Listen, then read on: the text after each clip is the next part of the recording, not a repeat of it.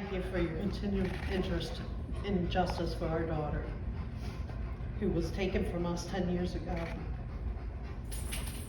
She will be 28 years old today, a college graduate, a caring member of the community, probably a member of law enforcement herself, or in the military. These were careers that she dreamed of. We love her and miss her every single second of the day. We all love someone unconditionally. Imagine a person that you love unconditionally not only died, but died under suspicious circumstances. And there were no answers. And the people that were responsible for finding those answers not only didn't do their job, but they completely washed their hands of it. Number one, New Jersey Transit shouldn't have been investigating this case. From my experience, good law enforcement agencies, when they have an event or an incident, a fatality like this case, where they have to investigate their own agency, they don't. They bring in a third party, outside, independent law enforcement agency to do the investigation. 3 rules. Rule number 1, rule out homicide. Rule number 2, rule out homicide. I guess you can probably guess rule number 3, rule out homicide. Those are the 3 rules. They never deviate, they never change.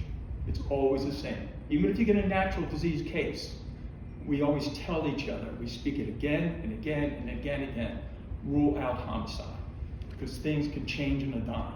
Now the other thing is, we'll listen to witnesses, we'll consider what witnesses say, but we always follow the scientific methodology. There is a standard by which we always follow the same scientific methodology. Now, of course, the foundation is the autopsy, but we also consider the scene. We do complete autopsies. In a case like this, where you have a woman who's dead on the railroad tracks, by all accounts is lying there flat, first thing you have to consider is the fact that this is all a staged scene. She's already dead, she's partially clothed. First thing you have to rule out in any woman who's partially clothed is what we call a rape strangulation case.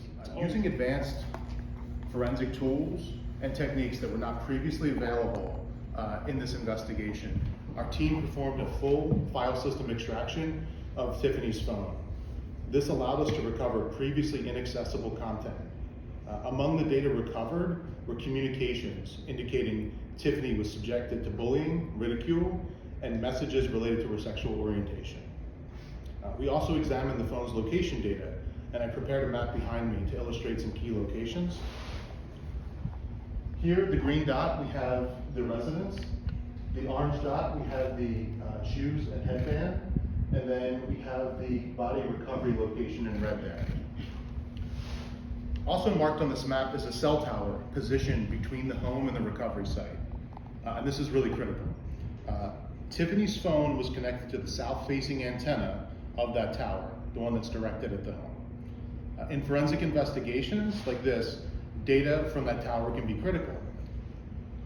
It may show other devices and by extension, other individuals that were present in the area with Tiffany during the time she was missing. So I've talked to a lot of other medical professionals, and specifically with train strikes versus pedestrians.